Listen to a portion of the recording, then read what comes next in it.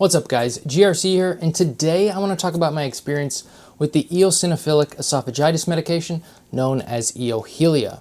Now this medication came out earlier this year. In case you're not watching it the same year this video is being published, that year is 2024. But its inactive ingredient, budesonide, was actually initially patented over 50 years ago in 1973. About a decade later, it was approved and has been used commercially for an asthma medication. That started in the early 80s. Now, according to the maker, Takeda Pharmaceuticals, it's the first and only FDA-approved oral therapy for people 11 years and older with EoE. But this is only technically true. Budesonide and fluticasone have both been prescribed by doctors for the treatment of EoE for years now. The main benefit of Eohilia is that you're getting the medication in a pre-mixed, ready-to-go oral suspension or oral solution. As opposed to if you were to take it, just budesonide by itself or fluticasone by itself, you would get the inhaler form, which is primarily for the treatment of asthma. So instead of breathing it into your lungs, you would like spray it under your tongue and swallow it that way. So that's sort of like an off-label use, and that's how they're able to kind of get away with saying it's the only approved oral medication for the treatment of EoE, even though,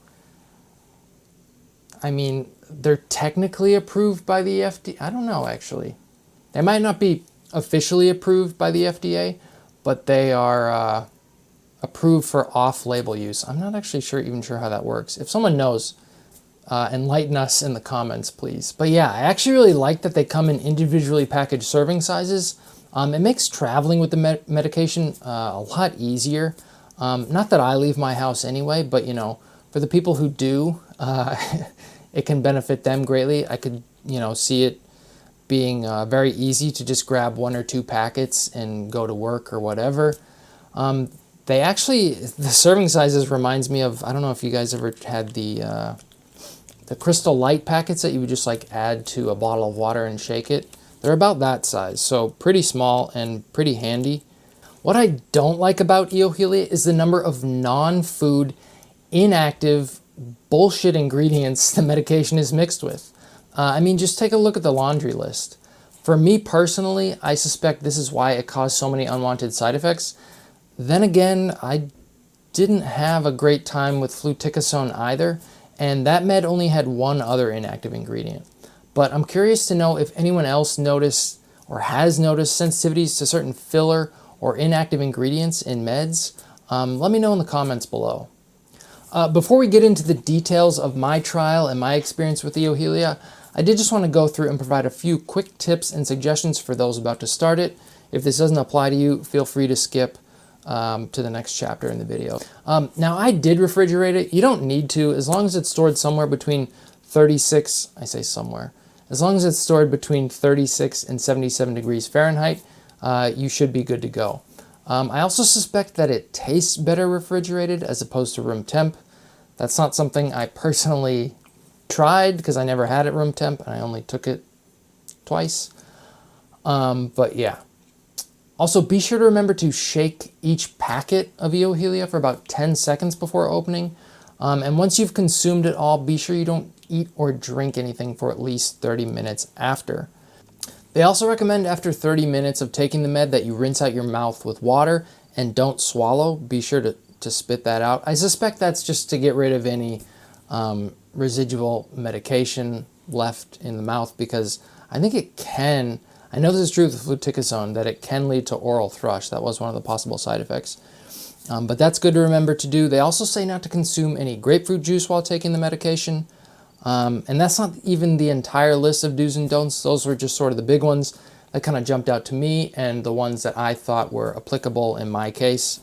But yeah, I will leave a link in the description below to a complete list of all the stuff you should know about taking Eohilia before taking it, just so you can be an informed patient, and also I'm not liable for anything bad that happens. Hopefully that won't be the case though. Okay, so on to my experience with the med. Now I should mention, once I saw the full list of inactive ingredients, In Eohilia, a good amount of anxiety started to build because I know with some of them I've had problems, or at least highly suspected problems with. So I wasn't real excited about taking it. I sort of just bit the bullet and did it for a couple reasons. One was I knew the odds were against me, but I was hoping that the medicinal part, the budesonide, the active ingredient, would do enough good to outweigh the negatives of the inactive ingredients. And long story short, that didn't happen this time. I lasted 2 days on the med. I started on September 10th. I took 1 dose, and I lasted until September 11th. And I didn't even build up to the recommended twice a day dosage because the side effects, I just wanted to take it slow, and I didn't want to burn out and crash too fast. I'd rather, go at a slow pace and sort of judge myself. Okay, can I bump up to a second dose? And I never really felt that. By the way, the taste is not good at all. I mean, I guess it's better than, I don't know if you guys have ever tried, like, if you've ever left a pill, a prescription med, in your mouth for too long and it starts to dissolve, and you start to, like, get the taste of the medication, and it tastes like a non-food item, like an alien thing that your taste buds don't know how to judge, so they're just going, like, insanely haywire. I guess this is better than that, but not by much. It tasted very sweet in an artificial way.